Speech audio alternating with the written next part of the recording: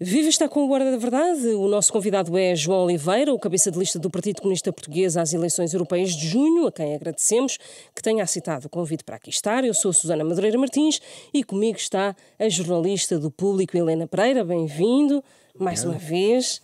O PCP defende há vários anos a saída de Portugal do euro, tem vindo a perder força no Parlamento Europeu. Isso não significará que os portugueses querem continuar no euro?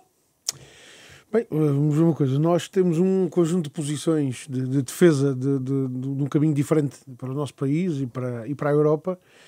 Para a Europa no seu conjunto, não apenas na referência que se faz dela da União Europeia, que é um caminho de valorização dos salários e de melhoria das condições de vida, de valorização da produção nacional e da capacidade produtiva, particularmente em relação a Portugal, da necessidade de termos uma economia diversificada, com os vários setores a contribuírem para o desenvolvimento do país.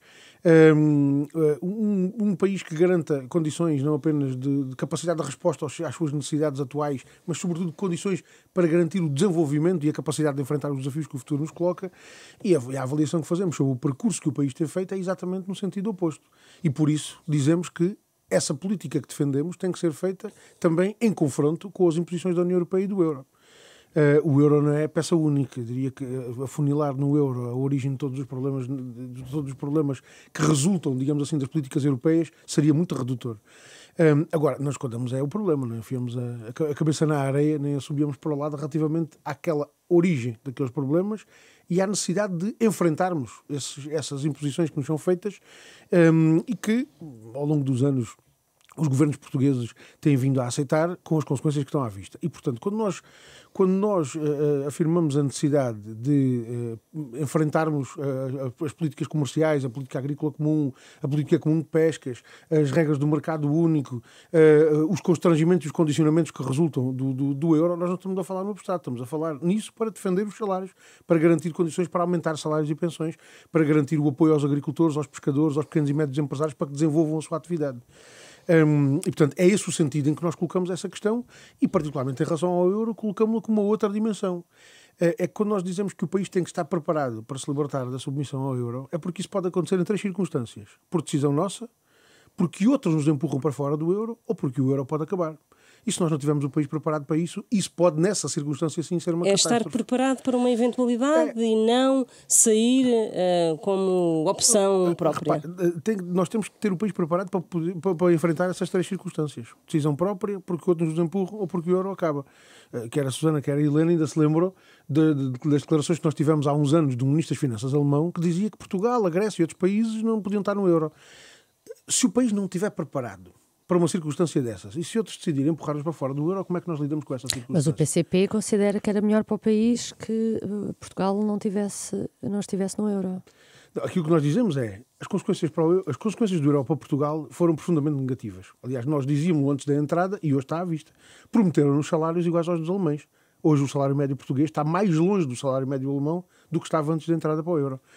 Temos um país mais endividado. A dívida pública cresceu muito significativamente depois da adesão ao euro. Temos um país com uma circunstância de praticamente estagnação. Quer dizer, o crescimento médio do país desde que aderimos ao euro foi de 1,1%. Ou seja, nós identificamos em muitas das medidas, muitos dos critérios, muitas das regras que o euro nos impõe, a origem de muitos dos problemas. Não vou multiplicar mais exemplos, mas vou dar um que me parece que é muito evidente.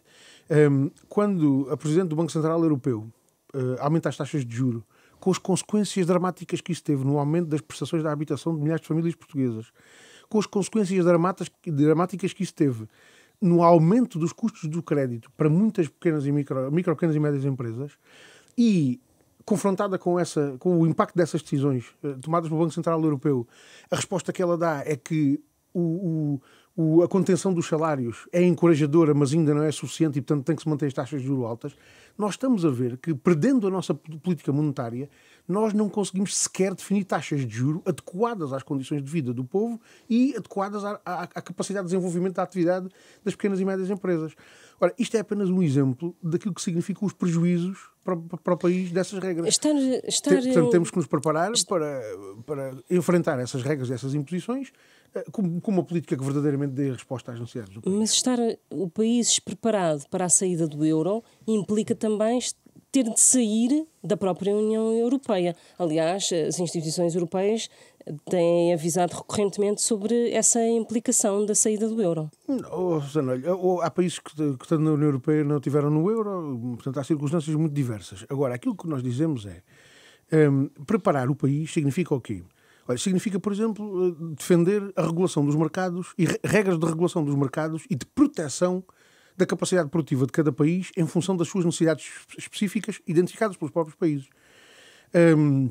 Significa, por exemplo, nós termos a capacidade de dizer nós não queremos depender do estrangeiro, por exemplo, em relação à produção de medicamentos como dependemos hoje. Não seremos autossuficientes nunca. Mas a pandemia mostrou que nós não podemos estar dependentes do estrangeiro, seja de países da União Europeia, seja de fora da União Europeia, em relação a questões como medicamentos, em relação a questões como alimentos, em relação a outras questões que são absolutamente estratégicas e decisivas para a vida de cada país.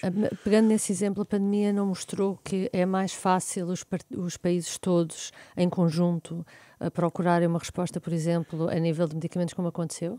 Helena, do que cada país sozinho? Eu acho que foi exatamente o oposto. Então nós ficámos com países a reterem nas suas fronteiras material clínico, medicamentos, outros recursos que eram absolutamente decisivos para os países do lado. Mas houve desenvolvimento científico e uma aposta da União Europeia, da Comissão Europeia. E repare, é verdade. Foi feito investimento, por exemplo, na criação de vacinas. O que é que aconteceu relativamente ao levantamento das patentes? A União Europeia recusou o levantamento das patentes das vacinas que foram criadas com financiamento público.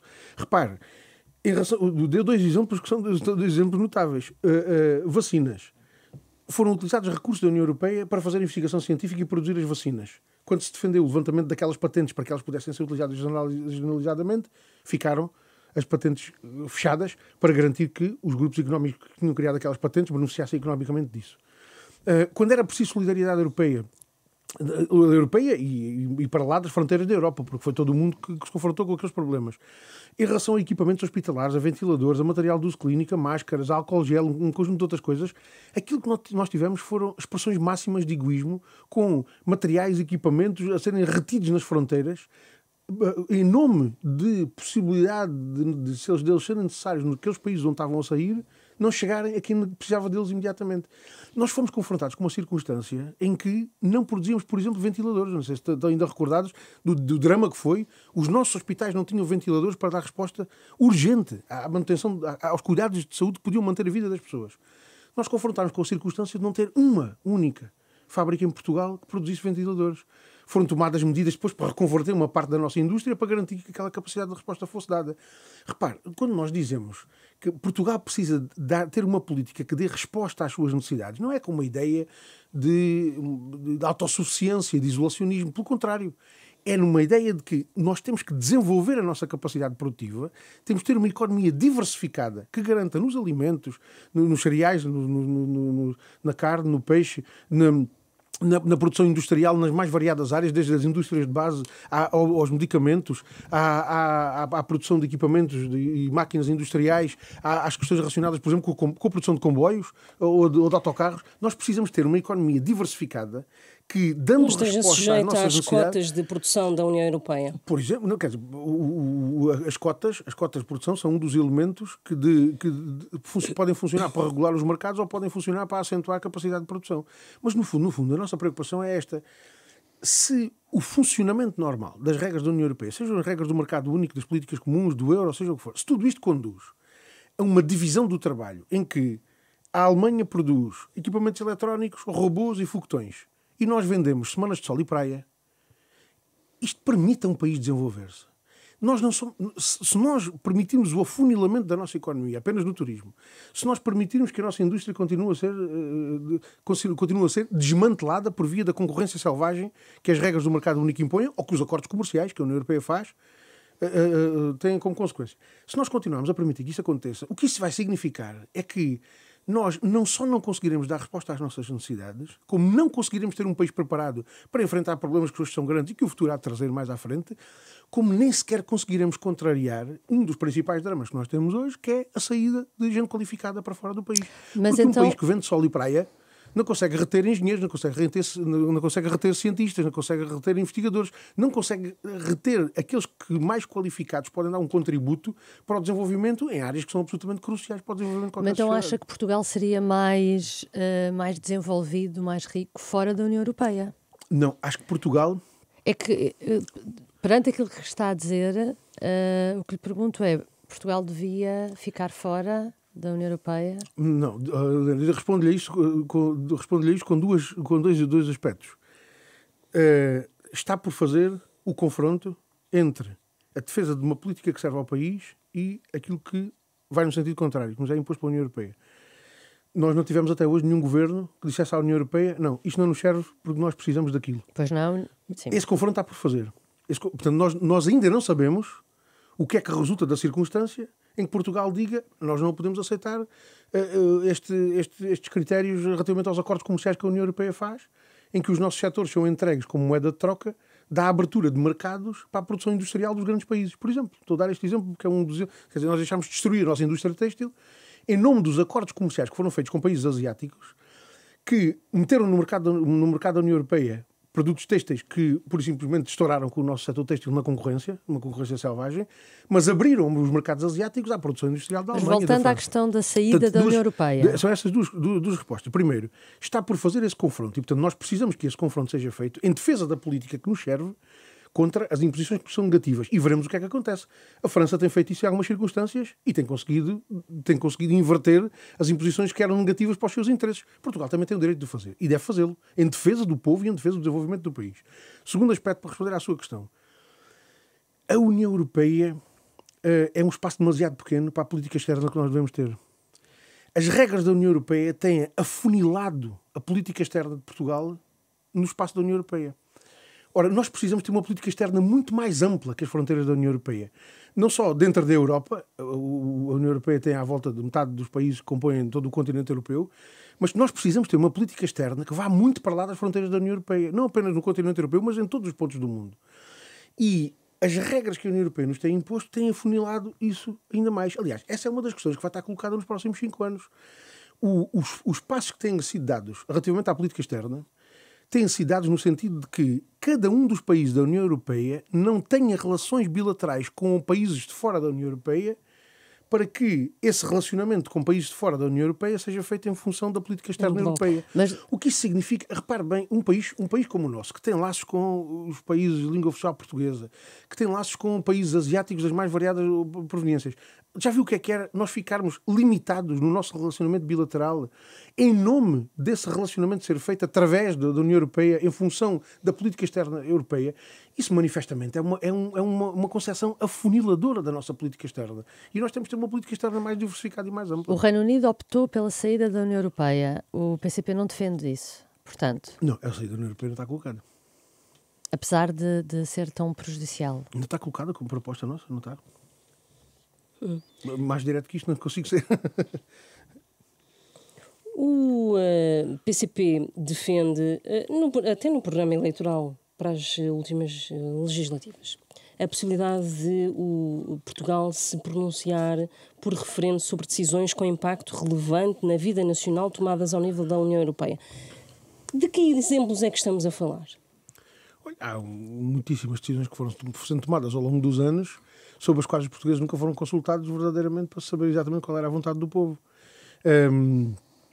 Quer decisões que estão lá mais para trás, como por exemplo o Tratado de Maastricht foi provavelmente um dos grandes saltos em frente que foi dado no aprofundamento da cooperação, no aprofundamento da integração capitalista europeia com a criação do mercado único e todas as regras que envolvem o mercado único, quer em relação ao Tratado de Lisboa, e todos nos lembramos das decorrências que houve de consultas populares noutros países com os povos a dizerem que não queriam aderir àquelas opções que punham em causa as suas condições de vida e as perspectivas de futuro e de justiça social que entendiam. E um referendo, por exemplo, ao que nós estivemos a falar agora, sobre a saída do euro, por exemplo? Essa é uma questão que eu admito que possa estar naquele conjunto de questões que possam ser consideradas pelo povo português. Essa e quaisquer outras, desde que as questões sejam colocadas desde que elas sejam colocadas com as condições de esclarecimento e de informação para que possam ser tomadas decisões que correspondam à vontade soberana do povo. Quando nós falamos de soberania, não estamos só a falar da capacidade de cada povo decidir por si. Estamos a falar da capacidade de cada povo decidir por si em seu benefício, em seu favor, com políticas que sirvam a sua vontade. Agora, manifestamente, essa questão do euro não é uma questão de um ato súbito. A questão da preparação de Portugal para a libertação da submissão ao euro é um processo. Não é uma coisa que se faz de um dia para o outro, não é uma coisa que se decide num referendo e no dia a seguir está feito. É um processo e Portugal tem que se ir preparando ao longo do tempo. Tal como demorámos 7 ou 8 anos a preparar-nos para aderir ao euro, temos que encontrar a resposta que dê, uma resposta que proteja e defenda os salários, as pensões, os rendimentos dos portugueses, as suas poupanças, propostas que garantam a recuperação da política monetária, a capacidade de fixação de taxas de juros, garantia de uma política de crédito que sirva para o desenvolvimento económico e não para acumular milhares de milhões de euros de lucros na banca. Há um conjunto de medidas que vão, digamos assim, num sentido de resposta às necessidades do país, que permitem que o país efetivamente esteja preparado para enfrentar os desafios que o futuro coloca, sejam os quais forem. Orçamento europeu, por exemplo. O PCP defende o reforço do orçamento europeu. Como é que se reforça o orçamento europeu sabendo que a União Europeia se prepara para o alargamento? Boa pergunta. E, sobretudo, como é que fazemos isso depois das experiências que já nos trouxeram outros alargamentos, nomeadamente em 2004 e 2007? Essa é, de facto, uma das questões nodais que nós vamos ter na discussão nos próximos 5 anos. E qual é que é a proposta? O alargamento é do reforço do orçamento da União Europeia, e, sobretudo, do reforço do orçamento da União Europeia e em condições que permitam, efetivamente, garantir os objetivos de coesão económica e social que a União Europeia tem proclamado e que tem deixado para trás, e, sobretudo, assegurar que a compensação dos países que são penalizados pelas políticas europeias, pelas regras do mercado único, por todos esses condicionamentos de que uns países beneficiam, mas que prejudicam outros, para que essa compensação exista. Aliás, quando se fala no reforço do orçamento da União Europeia, surge muitas vezes a opção do aumento de impostos junto dos Estados-membros. O orçamento, reforçar o orçamento, o dinheiro há de vir de algum sítio.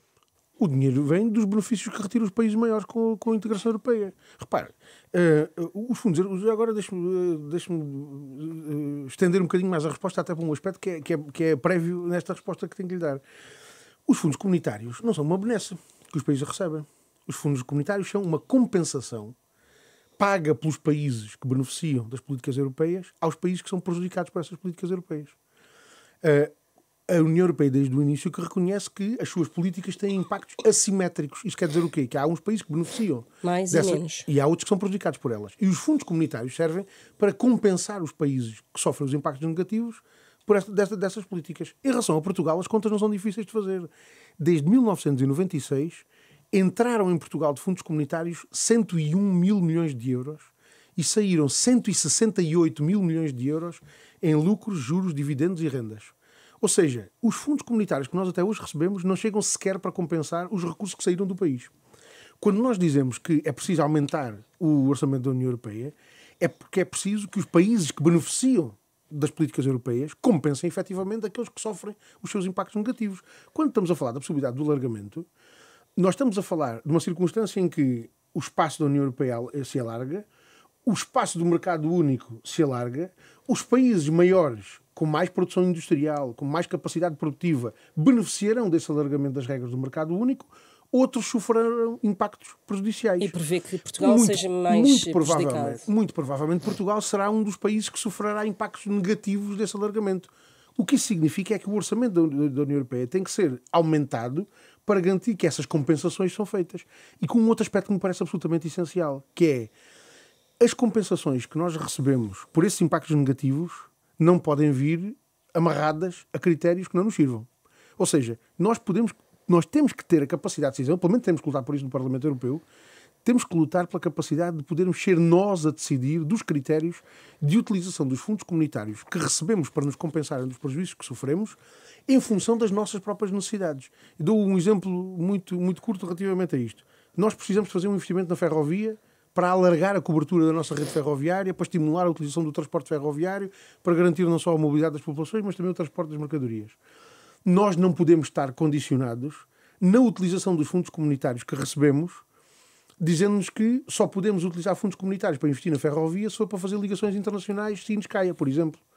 Nós precisamos ter à nossa disposição os fundos comunitários que servem para nos compensar pelos prejuízos que nós sofremos, nós precisamos de os ter à nossa disposição para os utilizarmos em função das nossas necessidades e daquilo que Portugal considera que é o caminho de desenvolvimento soberano que quer para o seu futuro. Isso implica, esta questão da ferrovia, como estava a dizer, implica a modernização dos hospitais, a capacidade de resposta do SNS, implica o apoio aos nossos produtores e aos nossos pescadores e aos nossos industriais para garantir o desenvolvimento dessa capacidade produtiva, implica, por exemplo, um investimento decisivo que tem que ser feito na habitação.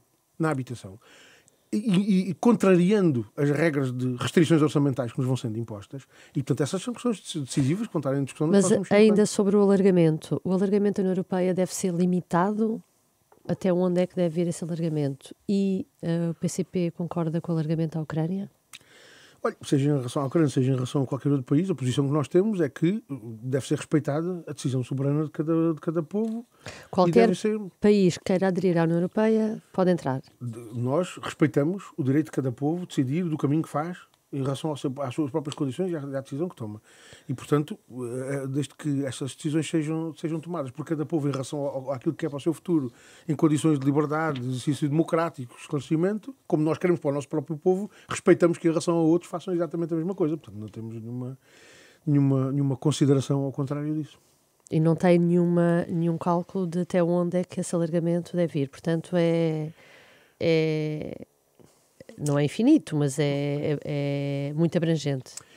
Vamos lá ver uma coisa. A União Europeia não é um projeto de boas vontades solidárias e fraternas. Não é? A União Europeia é um projeto construído para servir os grandes interesses económicos europeus e o seu alargamento tem confirmado precisamente essa ideia de criar um espaço em que as grandes multinacionais, os grandes monopólios europeus possam ter condições, sem obstáculos, sem barreiras, para poderem desenvolver a sua atividade num espaço cada vez mais alargado, concentrando e centralizando recursos, capitais, riqueza, lucros. Manifestamente, não é um projeto que sirva os povos, que sirva aos interesses dos trabalhadores e dos povos. E pode não servir, por exemplo, a um país como a Ucrânia, que está ainda dentro de uma guerra. A entrada na União Europeia poderá não servir, ou, pelo contrário, pode servir os interesses da própria Ucrânia, até para a reconstrução do país. Bem, isso é uma decisão que tem que ser o povo ucraniano a tomar em condições de poder refletir sobre ela e de forma esclarecida tomar uma decisão relativamente a isso. Não sou eu que vou estar a dizer se a Ucrânia, ou a Bulgária, ou a Albânia, ou quem quer que seja, deve tomar esta decisão ou aquela em relação à União Europeia. Eu, nesse papel neocolonialista não me ponho, mesmo uma aplicação do neocolonialismo em relação a países do continente europeu.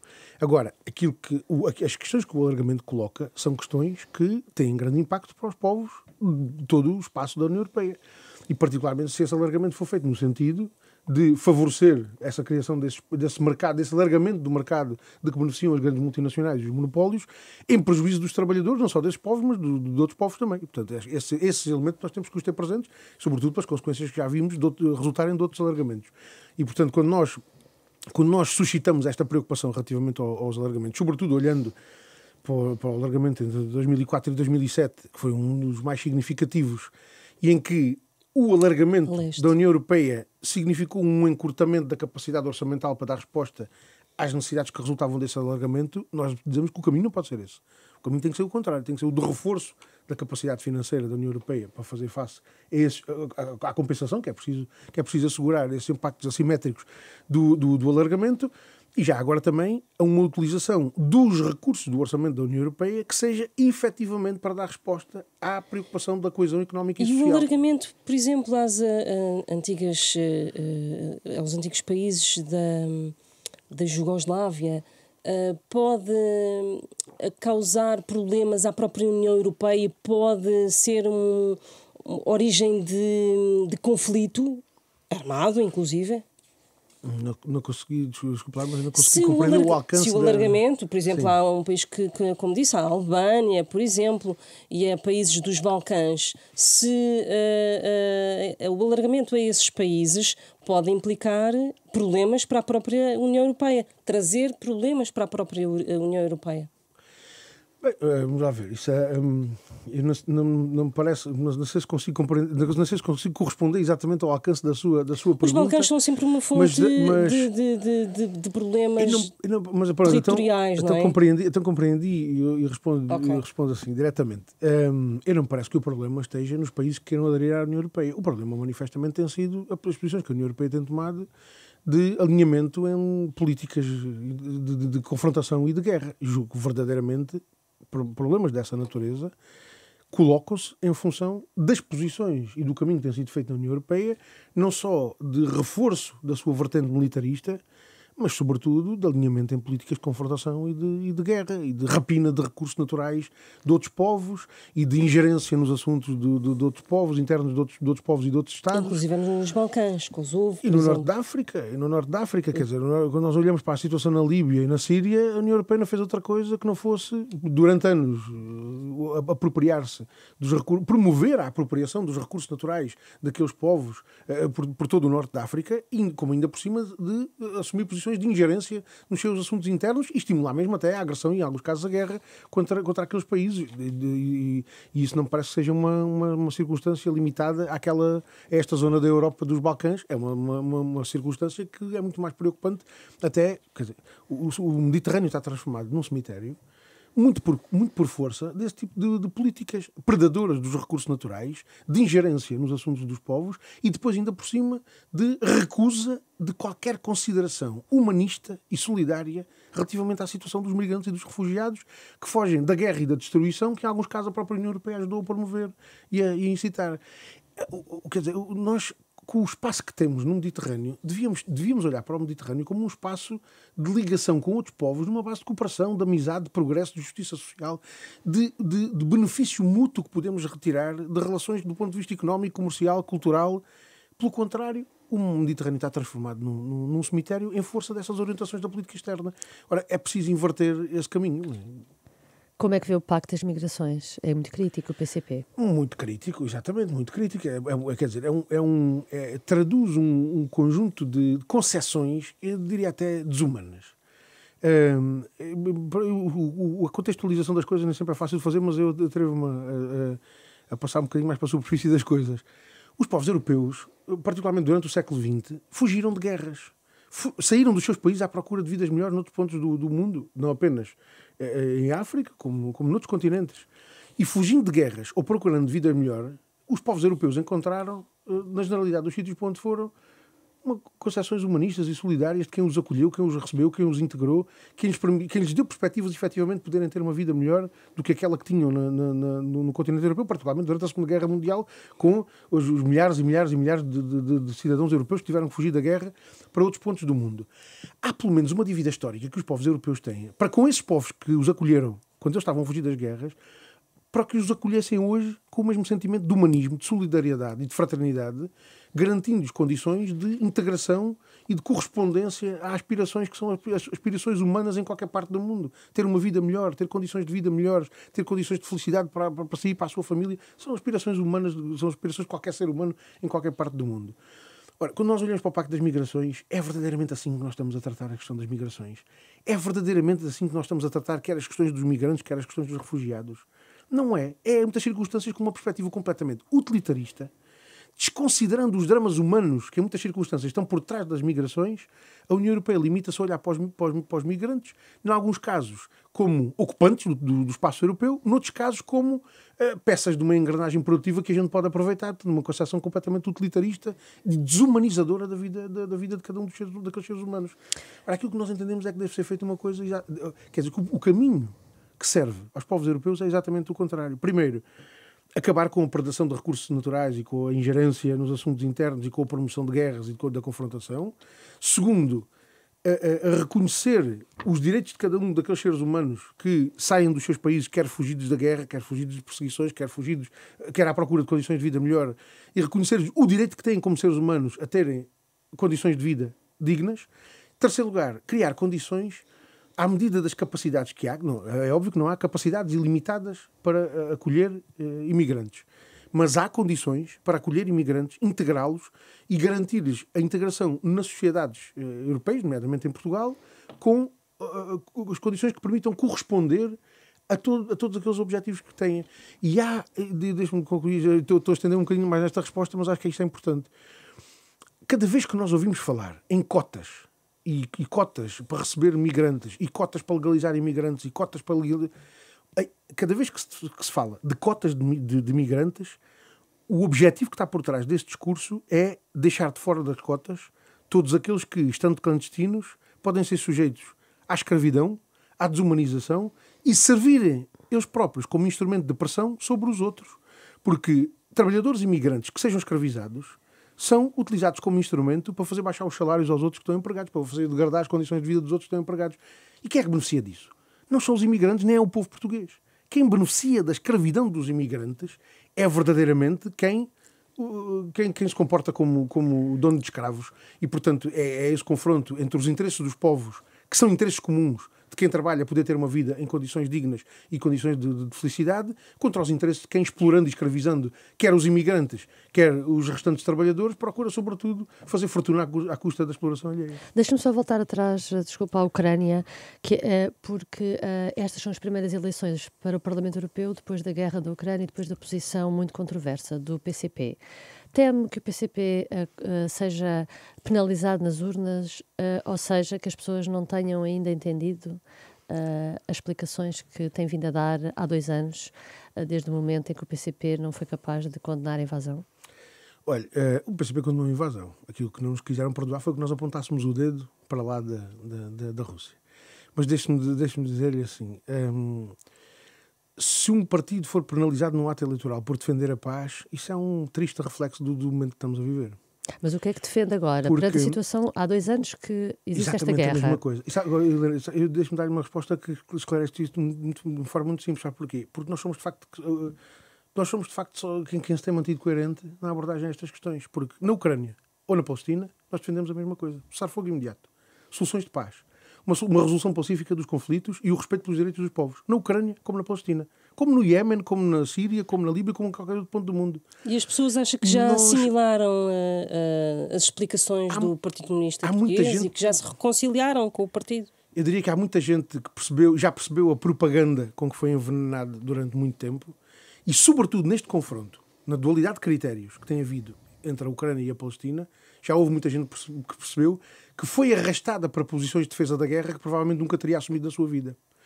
E hoje está às claras. Aquilo que nós precisamos na Ucrânia ou na Palestina é de paz, de respeito pelo direito internacional, de respeito pela Carta das Nações Unidas, de respeito pelo direito de cada povo a viver em paz, com respeito pela sua soberania e pelas suas condições de vida que não envolvem a agressão militar, ou a guerra, ou a destruição e a morte que causa qualquer guerra. E a nossa posição coerente em defesa da paz, quer em relação à Ucrânia, quer em relação à Palestina, quer em relação ao Iémen, não quer que seja que haja guerra, é uma batalha absolutamente crucial nestas eleições para o Parlamento Europeu. Porque... Nós temos, eu insisto tenho repetido esta ideia, ainda assim insisto nela, não sei se bem se mal. Mas a história deste momento que nós estamos a viver há de ser escrita daqui por 30 ou 40 anos. Mas é agora que nós decidimos como é que ela fica escrita. E é agora que nós decidimos se a história que estamos a escrever deste momento que estamos a viver vai ser daqui por 30 ou 40 anos, que nós empurramos os nossos filhos e os nossos netos para a morte, para a barbárie da guerra, para uma catástrofe nuclear, ou se conseguimos juntar forças entre os povos para travar a guerra, para impor a paz, para desmantelar os arsenais militares, incluindo os arsenais nucleares, para impor a solução pacífica dos conflitos e o respeito pelos direitos dos povos. E é agora que nós tomamos essa decisão, porque quando os nossos filhos ou os nossos netos estiverem a ser mobilizados para a guerra, já fomos tarde demais. E particularmente quando estamos a comemorar os 50 anos do 25 de Abril e o fim da guerra colonial e a paz e a independência e a autodeterminação dos povos das ex-colónias, é particularmente importante que os portugueses possam dar, com essa experiência próxima que tiveram, do custo que foi preciso pagar até conseguirmos a paz, dos milhares de jovens portugueses que morreram ou ficaram estropiados ou afetados para o resto das suas vidas, com uma guerra para a qual foram empurrados, que não lhes servia nem a si, nem aos povos que estavam a combater, e uma guerra que nós conseguimos pôr fim com o 25 de Abril, era bom que os portugueses pudessem dar esse contributo com o papel que Portugal deve cumprir no continente europeu. Cada vez que nós ouvimos o Presidente da Comissão Europeia ou o Presidente o Presidente do Conselho, Charles Michel, a afirmarem o caminho da militarização da União Europeia, do desvio dos recursos do orçamento da União Europeia para a indústria do armamento, a falar na necessidade de desenvolvermos a máquina de guerra para garantirmos a nossa segurança, tem que haver alguém que diga que o caminho é o contrário. Mas deixa-me perguntar, perante a invasão da Ucrânia, o que é que defendia que o governo da Ucrânia fizesse? Que não se defendesse? Mas nós estamos a falar do governo da Ucrânia. O que é que nós defendemos em relação a Gaza? Não, estou-lhe a perguntar. O que é que esperava que o governo e a população da Ucrânia fizesse? Que não se defendesse de uma agressão? Mas eu não estou a falar do governo da Ucrânia, da decisão do governo da Ucrânia. Mas eu estou-lhe a perguntar sobre isso. Não, mas sobre isso decide o governo da Ucrânia e decide o povo da Ucrânia. Como é óbvio, um país que é vítima da violação da sua integridade territorial não tem outra forma se não responder a isso. A questão é saber o que é que à volta se faz sobre isso. Já ouviu alguém defender o envio de armas para a Palestina para se defender da invasão israelita de Gaza? Porquê? Porque é que aqueles que defenderam o envio de armas para a Ucrânia para se defenderem da invasão russa não defendem o envio de armas para a Palestina para se defenderem da invasão de Israel? E Israel invadiu Gaza. Porquê é que nesta circunstância essa questão não é colocada nos mesmos termos? Duplicidade de critérios dos Estados Unidos, da União Europeia, da NATO, cumplicidade com o genocídio do povo palestiniano. Em confronto com o quê? Com a coerência do PCP e da CDU. Na Ucrânia ou na Palestina, a solução não é alimentar a guerra, é fazer a paz. Na Ucrânia como na Palestina, a solução não é correr aos armamentos em nome de que, correndo aos armamentos, conseguimos alcançar a paz. Pelo contrário, é lutando pelo desarmamento geral, simultâneo e controlado que os povos têm mais perto a perspectiva da paz. Não é exigindo respostas militares, é exigindo o respeito pelo direito internacional, pela Carta das Nações Unidas, pela ata final da Conferência de Helsínquia, e sentando toda a gente à mesa, que nós conseguimos encontrar soluções pacíficas para os conflitos. Acha que do lado da Rússia também há uma vontade de desarmamento? Olha, acho que se não houver pressão para isso, eles nunca o farão.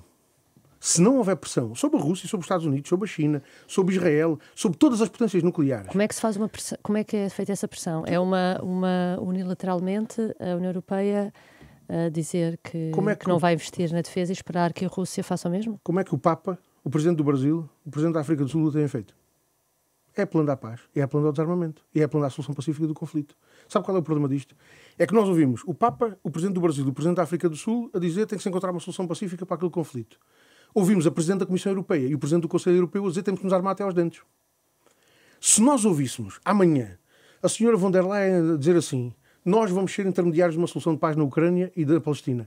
Nós vamos amanhã sentar à mesa todas as partes e vamos desenvolver os esforços para garantir que se encontre uma solução de paz naqueles dois países e uma solução de segurança coletiva não só para a Europa, mas para todo o mundo. Nós vamos a partir de amanhã começar a fazer uma campanha de ação política e diplomática a nível internacional para a garantia da subscrição universal do Tratado da Não Proliferação das Armas Nucleares e para a subscrição do Tratado da Proibição das Armas Nucleares. Vamos, a partir de amanhã, começar a fazer uma ação política e diplomática para que as potências nucleares comecem a desmantelar os seus arsenais nucleares.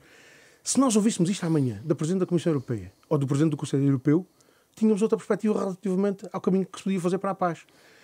Ao contrário, nós ouvimos o Papa, o Presidente do Brasil e o Presidente da África do Sul a dizer isto e os responsáveis das instituições europeias a dizer que temos que correr aos armamentos, temos que utilizar o orçamento da União Europeia para financiar a indústria do armamento e temos que nos armar até aos dentes porque só assim é que conseguimos garantir a paz. Não. Armando-nos até aos dentes, estimulamos a corrida aos armamentos e só estamos mais próximos da guerra. Nós estamos mais próximos da paz. Deixa-me aproveitar que está a falar da figura do Presidente do Conselho Europeu, do Charles Michel. Seria importante para Portugal, em substituição de Charles Michel, ter um português à frente do Conselho Europeu? Estou a falar, obviamente, de António Costa. Costa. Claro. Estava a fazer referência ao candidato ao Presidente do Conselho Europeu, cujo nome não pronunciamos. Não, já pronunciei.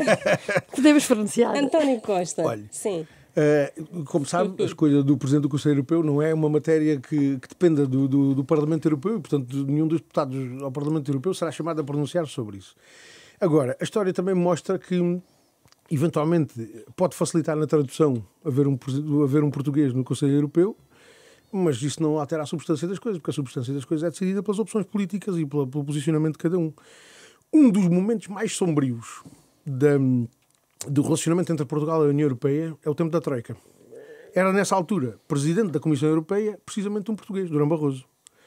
Eu não me parece que o facto de as ordens da Comissão Europeia terem sido dadas em português para cortar salários, para cortar pensões, para cortar orçamento na saúde, para degradar as condições de vida dos portugueses, tenha servido para alguma coisa. Mas estamos a falar de outra figura que não é a mesma coisa de alguém que esteve à frente eu não de ponho, um governo não ponho em causa. da AD, Pronto, CDS. eu não ponho em causa as diferenças de posicionamento e de apreciação política, mas verdadeiramente aquilo que é decisivo é qual é, no conjunto. Isso é comparar Durão Barroso a António Costa. São duas figuras idênticas. Sabe, eu se calhar vou ceder-me nesta metáfora. Mas a máquina da União Europeia funciona em muitas circunstâncias como um torno que deforma o material inicial que lá é metido e, portanto, em função das pressões e do condicionamento que seja feito, particularmente das principais potências da União Europeia, assim se expressam os presidentes do Conselho Europeu, a presidente da Comissão Europeia, os responsáveis pelas principais seria maleável António Costa, é isso? Acho que não é uma questão de maleável, mas sabe que os metais, por muito duros que sejam, com um aperto maior, acabam sempre por ganhar outra forma e, portanto, eu julgo que é, sobretudo, esse aperto que é dado com a configuração das políticas europeias por parte das grandes potências, que é determinante para saber quais são as posições que amanhã tomará o Presidente do Conselho Europeu. E não me parece que António Costa seja verdadeiramente capaz de contrariar esse sentido que as grandes potências europeias e as multinacionais do base nacional dessas grandes potências vão impondo na conformação das políticas europeias. Por falar em António Costa e Durão Barroso, acha que o facto dos governos sucessivos de Portugal terem sido pouco reivindicativos em relação à União Europeia terá a ver com alguma vontade de alguns protagonistas ocuparem cargos na Europa? Olha, outro dia, numa conversa com agricultores em Vila Real, a propósito dos problemas dos baldios em Vila Real, discutia-se precisamente isso, porque às tantas já não se percebe se a União Europeia é justificação ou pretexto para aquilo que os governos nacionais fazem. Nós, em muitas circunstâncias, ficamos sem perceber se os governos europeus, os governos nacionais olham para a União Europeia e dizem a gente tem mesmo que cumprir isto porque eles estão a mandar-nos e a gente tem mesmo que cumprir, não temos alternativa, ou se olham para aquilo que a União Europeia diz e dizem pronto, já aqui temos a desculpa para fazermos aquilo que queríamos e que custava a fazermos, assim desculpamos que é a imposição da União Europeia. Quando nós vemos as posições dos governos portugueses a propósito da política agrícola comum e da ruína que isso tem significado para a agricultura portuguesa, da política comum de pescas e do que isso tem significado com o desmantelamento de mais de metade da nossa frota pesqueira, da política comercial e industrial da União Europeia, incluindo os acordos comerciais que são feitos pela União Europeia. Olha, por exemplo, as posições, há pouco referi a propósito do setor têxtil, as posições que os governos portugueses tomaram nesses acordos comerciais que foram feitos pela União Europeia com países cuja produção ia destruir pela concorrência a nossa produção nacional, nós ficamos sem perceber se verdadeiramente tiveram que aceitar imposições que eram feitas porque eram dramaticamente poderosas e não tinham como resistir-lhes, ou se verdadeiramente encontraram naquelas... O que é que acha? Em muitas circunstâncias eu acho que há um pretexto. Os governos portugueses não têm verdadeiramente vontade de fazer frente à União Europeia para dar resposta às necessidades do país. Nem os governos, nem os partidos. Olha, vou dar aqui um exemplo muito claro. PS, PSD e o CDS aprovaram há 2 semanas a reforma do Pacto de Estabilidade e de Governação Económica. Durante anos andou-se a fazer a promessa, sobretudo depois da pandemia, vêm aí regras mais flexíveis, isto vai ser tudo mais fácil, vai haver mais capacidade dos Estados poderem gerir as suas disponibilidades orçamentais e darem resposta aos seus problemas em função das suas próprias condições. Há 2 semanas foram votadas regras exatamente ao contrário.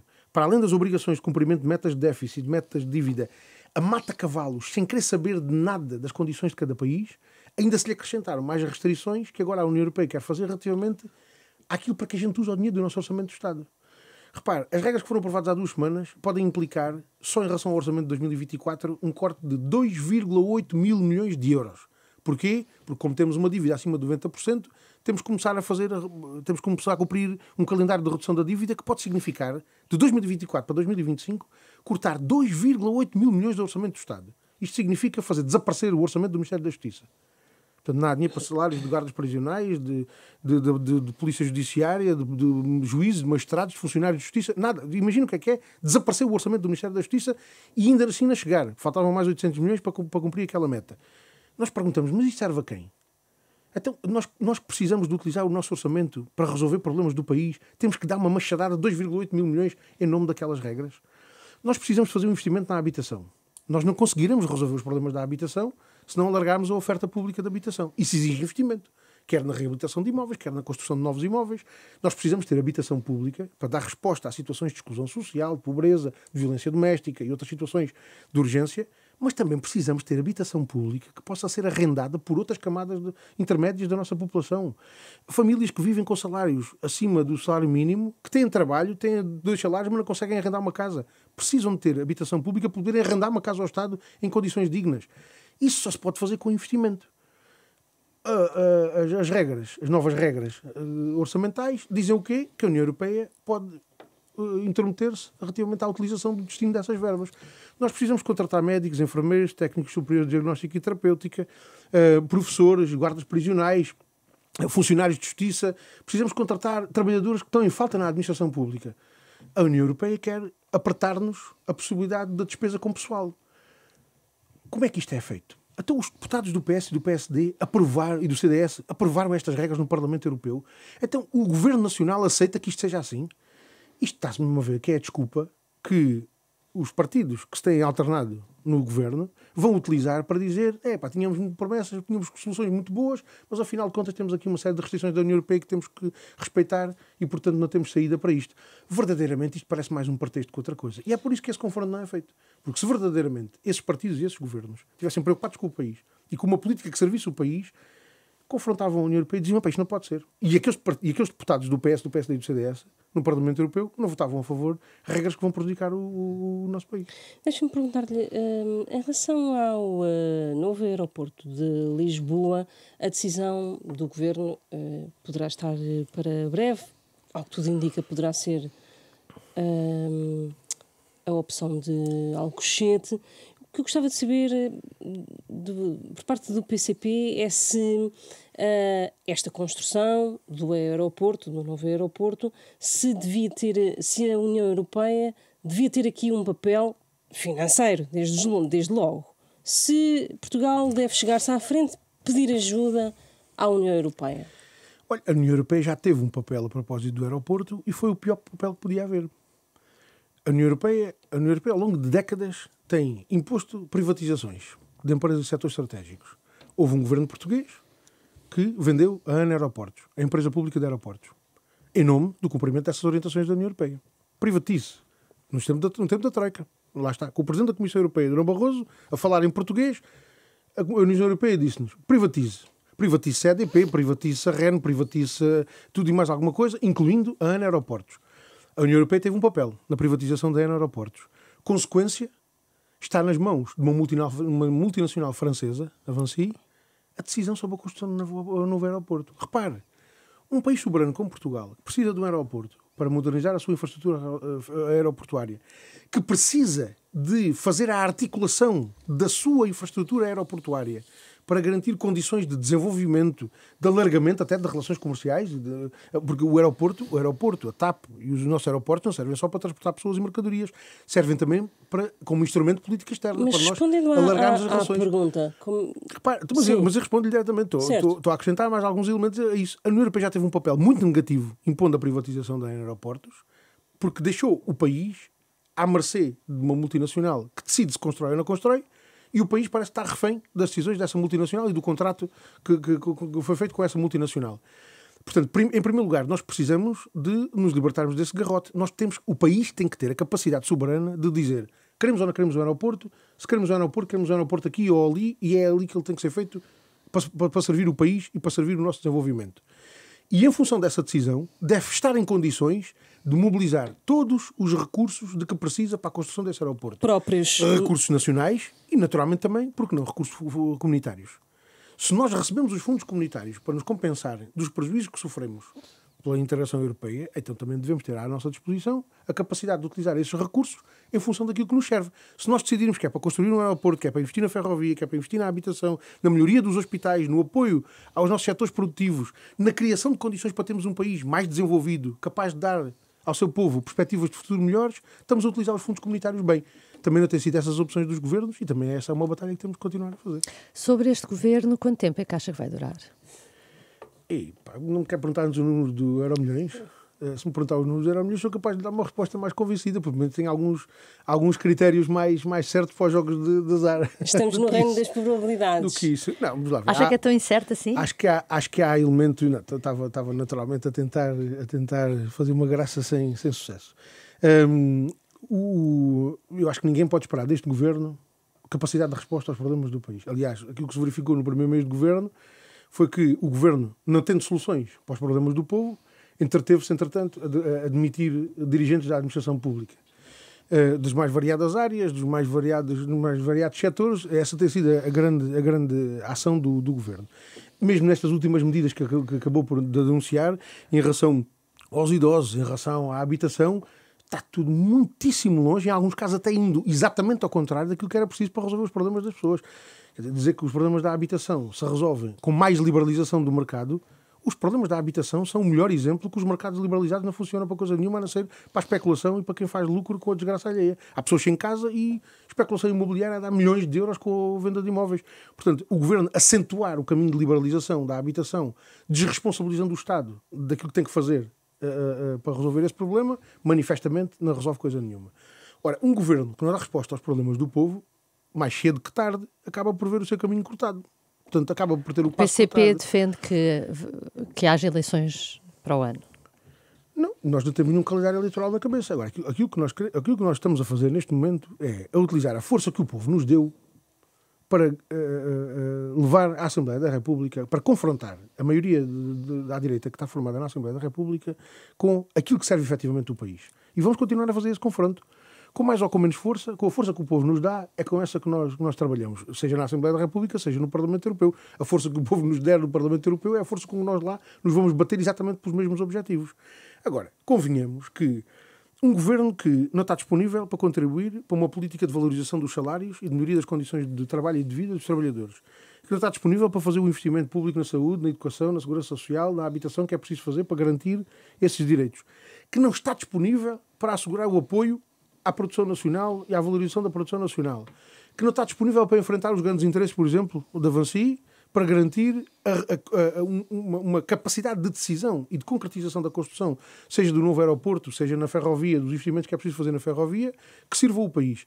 Um governo que não está verdadeiramente ao serviço do povo, que está ao serviço dos interesses económicos, não é um governo que possa estar à espera de ter grande apoio do povo durante muito tempo. E, portanto, eu não sei se será para o ano que vamos ter eleições. Agora, o que sei é que o descontentamento que vai crescendo perante as opções que o governo toma e a falta de resposta aos problemas do povo vai naturalmente avolumando. Vai-se avolumando. E acha que há uma aliança entre o PS e o Chega? Acho que há uma circunstância de conveniência muito grande de aproveitamento por parte do Chega de muita coisa. Nós temos um problema, aliás, olhando até para o panorama europeu, nós vemos que em muitas circunstâncias a tática da extrema-direita é apropriar-se de posições justas, de preocupações justas, de problemas do povo, não para lhe dar resposta, mas apenas para caçar os votos e a partir daí fazer exatamente o contrário. E há uma sã convivência da União Europeia com a extrema-direita e da extrema-direita com a União Europeia. Quando nós olhamos para os governos onde já está metida a extrema-direita e quando nós vemos para as relações que a União Europeia tem com esses governos e que esses governos têm com a relação com a União Europeia, não há problema nenhum. Há uma sã convivência entre uns e outros. Ora, verdadeiramente isto coloca um problema que não é um problema de pouca importância. Aliás, esta batalha para o Parlamento Europeu vai ser uma batalha pela democracia. E não é apenas em defesa da democracia política. Porque a nossa democracia, como a Constituição a consagra, tem a dimensão política, mas tem uma dimensão social, económica e cultural. É no direito à habitação, no direito à saúde, à educação e à proteção social que também se faz a democracia. E que também se consolida e reforça a democracia. Ora, o projeto político da extrema-direita é tudo menos isto. Mas porquê é que há essa sã convivência da União Europeia em relação a esses governos? Porquê é que acha que é isso? Porque tal como a União Europeia se vai cada vez mais clarificando como um projeto ao serviço das multinacionais e dos grupos económicos e dos monopólios, também o papel da extrema-direita é esse. O papel da extrema-direita é garantir as condições de domínio dos grupos económicos a uma escala diferente, a uma escala eventualmente diferente em função das concessões que cada força da extrema-direita tem. Agora, repare uma coisa, a batalha que nós estamos a travar é uma batalha pela democracia, é uma batalha pelo aprofundamento da democracia em todas essas dimensões. O projeto político da extrema-direita é exatamente o oposto.